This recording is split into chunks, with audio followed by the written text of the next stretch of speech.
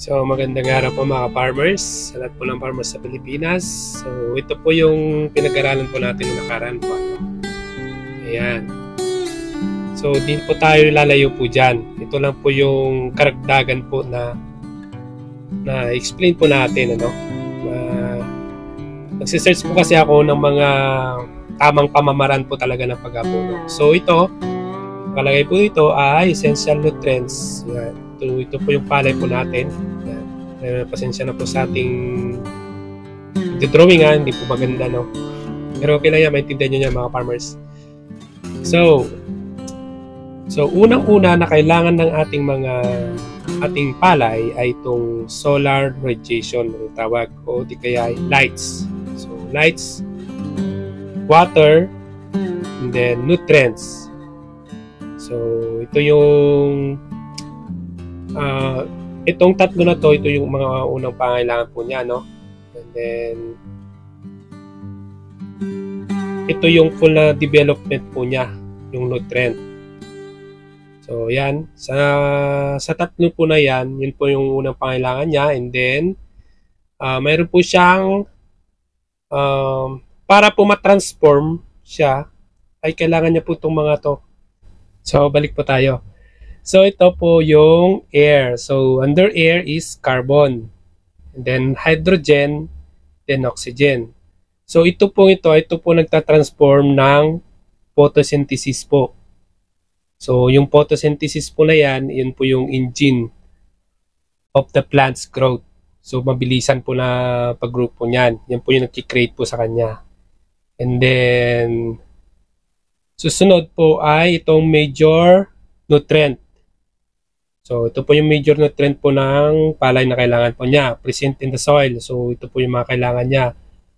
Una, nitrogen, then phosphorus, P, and then calcium, and then magnesium, and then sulfur. Yan po mga farmers. So dito rin po, yan po yung mga major nutrients po na kailangan po ng palay. So yan, manggagaling po siyan sa soil po. Yan, nakita nyo po mga farmers. So tapos dito po sa baba po niya, ito po yung micronutrient na kailangan po ng palay din. So micronutrient po to sa soil. So isa dito ay iron. Yan, meron po siya nakalagay po sa gilid po niya, no, Fe. So magnesium, boron, zinc, copper, chlorine, cobalt, molybdenum, ayan, and then nickel. So ito po rin po yung micronutrient na kailangan po ng palay. So yan. Mag-focus po tayo dito sa major. Yan. Kasi ito, micronutrient po ito na galing din sa soil. So yan po dapat. Kaya napansin nyo mga farmers, yung lupa po natin, di ba mayroon po mga agriculturist na pumupunta po, tinitest po yung lupa natin, kung ano po yung kulang. So ito po yung mga farmers. Ito po yung sinecheck. Kaya sinasabi na dito na may soil. Soil yan. O micronutrient sa soil. So ito naman yung major nutrient sa soil. Then ito na. Ito na tayo. So sa rice, ito po yung rice po natin. So 75% po na laman po ng green, nagpapaano po sa greens po niya ay galing po sa nitrogen. Yan, 75% po yan, ano? And then sa paglaki po niya, so nakalagay po dyan maturity. Parang mature na mga farmers. So dito tayo sa baba. Nitrogen, ito po sa nitrogen, kailangan po niya, ito napaka-importante po to. Dito po yung vegetative cycle po ng palay, nitrogen. And then, after that, mag-turn siya sa maturity, panicle and grains maturity. So, yan po yan, panicle. So, may sinasabi nila na, kung naririnig nyo yung panicleization, sinasabi po nila. So, yan, nitrogen po yan. And then, sunod po ay phosphorus. Ano to, importante na kwan po nito, yung sa basal fertilizer. Ito po yung land preparation. Dapat ito po mauna, phosphorus. Then, Ito naman, nagko-contribute po siya sa tillering yan at pollination. Yan, phosphorus. Siya pong may magawa po niyan. And then, ang deficiency pa niya, pag kulang ng phosphorus, ay dark green leaves. Dito po, kapag kulang po ito, mapapansin nyo po yung sa palay po niya, nagda-dark green po siya, yung leaves po niya. So, dito naman po sa nitrogen, pag kulang, ito yung tinatawag na yellowing plants, or yung mapapansin nyo yung kanyang dahon, nag-yellow po siya, kulang po yan sa nitrogen. So, ano mangyayari kapag kulang sa nitrogen? So, nag-yellow po yung kanyang dahon. So, yun po yung sinasabi na disease.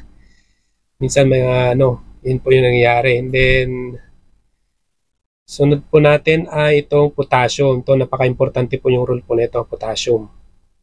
So, kapag kulang din po sa potassium, makikita mo yung low grains weight, yung ano po siya, hindi po siya, magaan po yung grains po natin, yung palay po natin.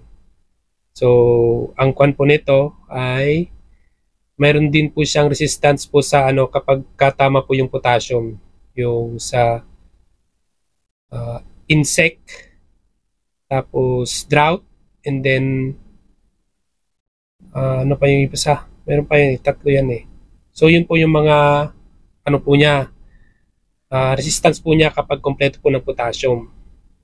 So, ito yung major na po siya, nakakatulong po siya sa synthesis. So, sa transform ng pagtatransform niya ng synthesis po niya. So, yan po mga farmers. So, ito, phosphorus, dito po siya naka-base po dito sa roots, sa phosphorus. So, yan, malaking tulong po yan. And then, sa potassium naman, dito sa mga greens po niya. And then, sa nitrogen, dito sa leaves. So, yan. So, ulitin ko, Sa nitrogen, dito po sa mga leaves niyan, siya po yung nagpapa-green. Kaya kapag napansin nyo, kapag 3 days po siya na nag-apply po tayo ng nitrogen, after 3 days, makita mo po yung pag-green po ng palay. Kita mo po yung epekto po niya, dito. Kasi napansin nyo, kapag naglalagay po tayo ng nitrogen, minsan mayroon pong nag-yellow na part po sa palayan po natin. So, something kulang po dun ng nitrogen na nilagay sa mga farmers, yan. And then, dito po sa phosphorus, siya rin po may gawa dito sa may dito sa tiller po niya, tillering and pollination po, yun po yung nagiging niya. Kapag kulang po sa phosphorus, makita nyo po ang palay po hindi po masyadong, kumbaga hindi po siya matatag po dito sa part po na to. Yan. Tapos sa potassium naman, ang phosphorus kasi dito siya naka-base sa dalawa na to. Pamparami ng ugat. Ayan. And then pampadami ng ugat. Pag marami ng ugat yan, siyempre maganda rin po yung pagkanyang ito dito sa may thinner po niya.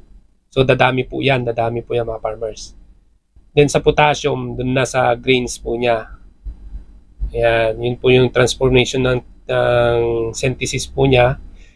And then pamparami po ng pamparami ng bunga, and then pampabigat po ng bunga yung potassium. So napansin ko to nagpalay ako, medyo kulang pa ako dito sa potassium Medyo kulang po to. Medyo itong nitrogen okay na siya, pero dito sa nakita ko yung epekto po dito mga farmers sa aking tanim na palay nung nagpapalay po ako sa Pinas. So, yan mga farmers, ito lang po yung explain po natin furthermore dun sa ginawa natin na last na video. So, essential nutrient po ito ng palay. Kapag ito na-master po natin mga farmers sa pagtatanim, panigurado po yan mga farmers, marami po tayong aaniin na palay. And then, basta hindi magkulang po mga farmers, yung ibibigay po natin na tatlo yan, na nitrogen, phosphorus, and potassium. Ayan. And then, wag po natin kalimutan tong major nutrient po na ito.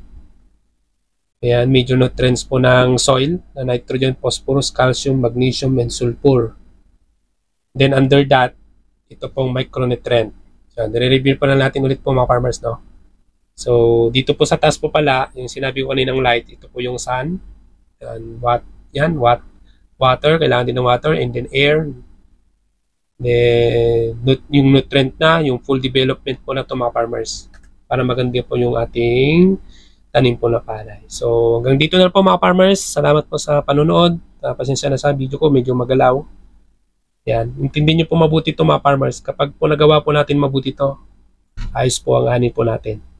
Alam ko ngayon sa Pilipinas, anihan na po ngayon dyan. Pero ito, pag-start pala sa tanim, ano. So mga farmers, ito po, i-keep nyo lang po itong video po na to. Pwede nyo pong i-share sa mga ka-farmers po natin na gusto po matuto ng pag-farming, kagaya ko po. Maraming salamat. Hanggang sa muli po. Bye-bye.